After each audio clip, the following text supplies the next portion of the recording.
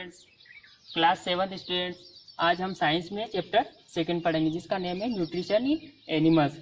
आपने इससे पहले पढ़ा था फर्स्ट चैप्टर में न्यूट्रिशन इन प्लांट्स, आपको समझ में आए होगा। अब हम पढ़ते हैं न्यूट्रिशन इन एनिमल्स। अब न्यूट्रिशन इन एनिमल्स जो होता है, almost all the animals are heterotrophs. अब जो पहले तो हमने प्लांट्स में पढ़ा था जिसमें क्या कर रहे थे, ऑटोट्रोफ थे जो सेल पर न्यूट्रिशन करते थे। अब इसमें क्या होता है, हेटेरोट्रोपिक न्यूट्रिशन पाया जाता है जिनको हेटेरोट्रोफ से कहा जाता है। जिसमें हेटेरोट्रोपिक न्यूट्रिशन पाया जाता है उनको हेटेरोट्रोफ से कहा जाता है। जैसे ऑलमोस्ट एनिमल्स, कुछ एनिमल्स ऐसे होते हैं जिनमें ऑटोट्रोप न्यूट्रिशन पाया जाता है, लेकिन अधिकतर जो एनिमल्स होते हैं उनमें हेटेरोट्रोपिक न्यूट्रिशन पाया जाता है, इसलिए उनको हेटेरोट्रोफ से कहा जाता है। जैसे हर कुछ एनिमल न्यूट्रिशन कैसे होता है, हेटेरोट्रोपिक न्यूट्रिशन कैसे होता है। एक तो हर्बीवर्स एनिमल्स होते हैं, आप जानते हैं herbivores animals they depend on plants for food are called herbivores. ऐसे एनिमल्स जो अपने खाने के लिए प्लांट्स पर डिपेंड रहते हैं वो क्या कहलाते हैं, हर्बीवर्स यानी शाकाहारी कहलाते हैं। और नेक्स्ट कार्निवर्स। अब ऐसे animals they depend on other animals for food are called carnivores. ऐसे एनिमल्स जो अपने खाने के लिए वो किसी अदर एनिमल्स पर डिपेंड रहते हैं उनको क्या कहा जाता है, कार्निवर्स एनिमल्स यानी मांसाहारी जानवर। अब नेक्स्ट है ओमनिवर्स। ओमनिवर्स क्या होता है, animals they depend on both plants and other animals for food are called omnivores. Omnivores कौन क्या होते हैं, सर्वाहारी होते हैं जो कि क्या करते हैं, both plants and other animals, जो दोनों पर ही डिपेंड होते हैं, प्लांट्स और अदर एनिमल्स दोनों पर ही डिपेंड रहते हैं, उनको वो कहा जाता है ओमनिवर्स यानी सर्वाहारी। और जो न्यूट्रिशन के फेज होते हैं वो ह्यूमन बींग में अलग टाइप से होता है, लेकिन जो न्यूट्रिशन के फेज बताए गए ये सभी एनिमल्स में सिमिलरली पाए जाते हैं। सभी एनिमल्स में सिमिलर, जैसे सभी में इजेशन होता है, डाइजेशन होता है, एब्जॉर्प्शन होता है, एसिमिलेशन होता है, ओइजेशन होता है, ये सभी में पाया जाता है। ये फेजेस है, क्या है, न्यूट्रिशन के फेजेस है। अब इंजेक्शन में क्या होता है, खाना लिया जाता है, टेक किया जाता है, और उसका फिर क्या होता है, डाइजेशन होता है। डाइजेशन क्या होता है, जिसमें खाने का पाचन होता है। पाचन होना मतलब खाने के बड़े मॉलिक्यूल्स का छोटे छोटे टुकड़ों में बढ़ना क्या कहलाता है, डाइजेशन कहलाता है। अब डाइजेशन के बाद हम बात करते हैं एब्जॉर्प्शन की। एब्जॉर्प्शन में क्या होता है कि वो डाइजेस्टिव जो फूड होता है उसको क्या किया जाता है, एब्जॉर्ब किया जाता है। एब्जॉर्ब यानी अवशोषित किया जाता है। अब अवशोषित होने के बाद क्या होता है, उसका एसिमिलेशन होता है। एसिमिलेशन यानी उसका यूटिलाइजेशन होता है। यूटिलाइजेशन, जो हमने न्यूट्रिएंट्स एब्जॉर्ब किए थे उनका क्या होता है, यूटिलाइजेशन होता है।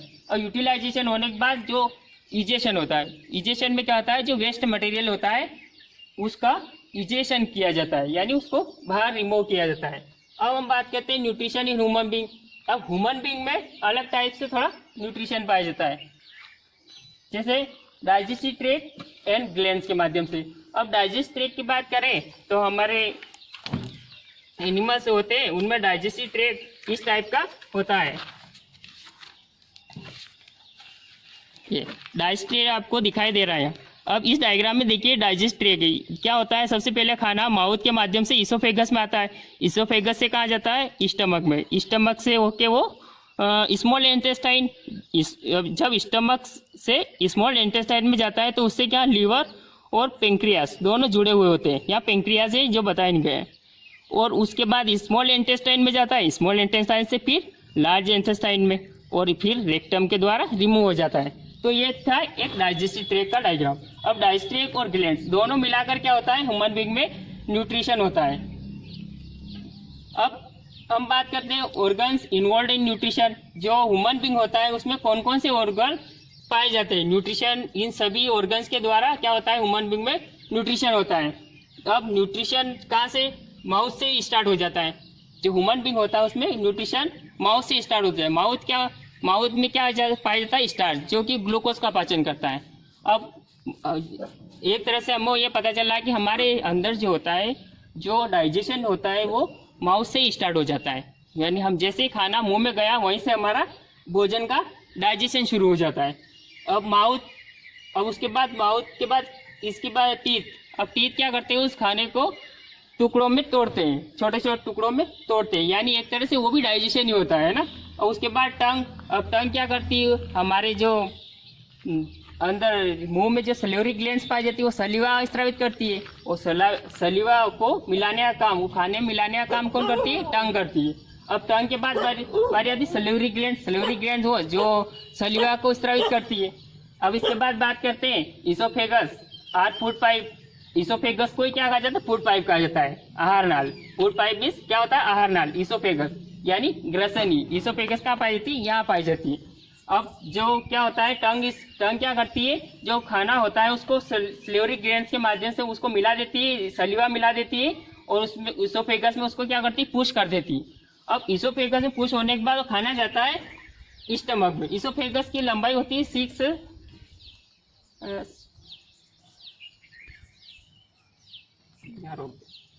इसोफेगस की जो लंबाई होती है समथिंग 30 सेंटीमीटर होती है। अब इसोफेगस से खाना कहाँ जाएगा?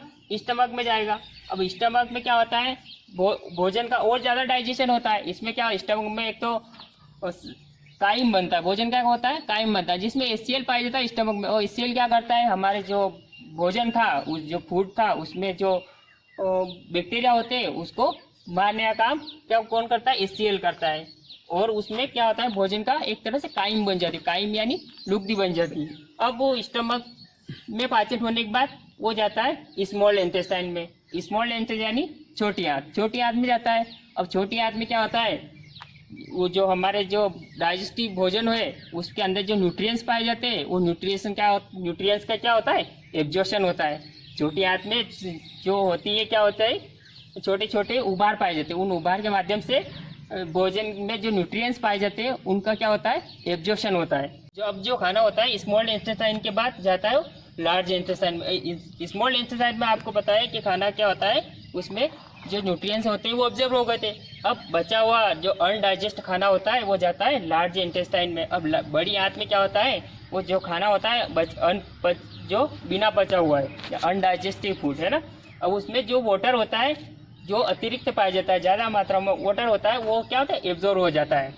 अब ये तो थे सारे क्या होते हैं? ऑर्गन थे। कुछ ग्लैंड्स भी है जो क्या करती है? हमारे इस खाने के पाचन में मदद करती है, जैसे लीवर और पेंक्रियास। अब लीवर भी जो कुछ एंजाइम को स्रावित करता है, और पेंक्रियाटिक जूस को स्रावित करती है, जो खाने के पाचन में मदद करते हैं।